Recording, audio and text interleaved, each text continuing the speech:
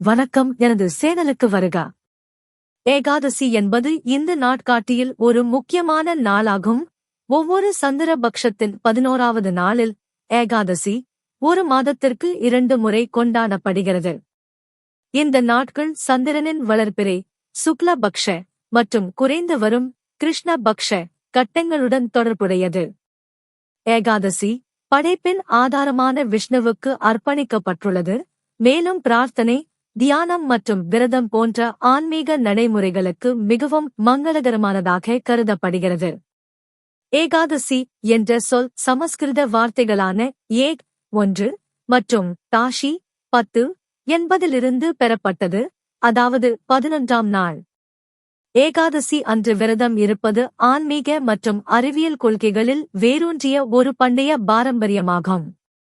ஏகாதசி அன்று விரதம் இருப்பது கடந்த கால பாவங்களின் கர்மா சுமையை குறைக்கிறது மற்றும் ஆன்மீக விடுதலைக்கு மோட்சம் வழிவகுக்கும் என்று நம்பப்படுகிறது. உண்ணாவிரதம் செரிமான அமைப்புக்கு ஓய்வு அளிக்கிறது, நச்சுகளை வெளியேற்றவும் மீளுருவாக்கம் செய்யவும் உடலுக்கு வாய்ப்பளிக்கிறது. ஏகாதசி நாளில் சந்திரன் உடலின் திரவங்களில் தாக்கத்தை ஏற்படுத்துகிறது. இது உண்ணாவிரதத்திற்கும் ஆற்றலை சமநிலைப்படுத்துவதற்கும் உகந்த நாளாக மாறும் என்று பண்டைய நூல்களில் கூறப்பட்டுள்ளது. உண்ணாவிரதம் மன தெளிவை ஊக்குவிக்கிறது. இது தியானம் மற்றும் விழிப்புணர்வு பயிற்சிக்கு உதவுகிறது.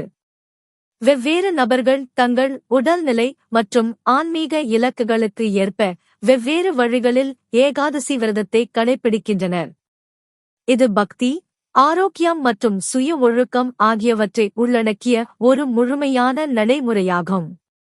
ஒரு நபர் முழுமையாகவோ அல்லது பகுதியாகவோ விரதம் இருந்தாலும் அதன் முக்கிய நோக்கம் உடலை சுத்தப்படுத்துவதும் மனதை அமைதிப்படுத்துவதும் ஆன்மீக வளர்ச்சியை வளர்ப்பதும் ஆகும்.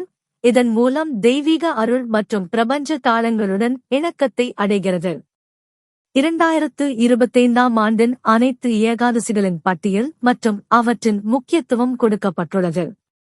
எதிர்கால பயன்பாட்டிற்காக இந்த வீடியோவை சேமிக்க மறக்காதீர்கள்.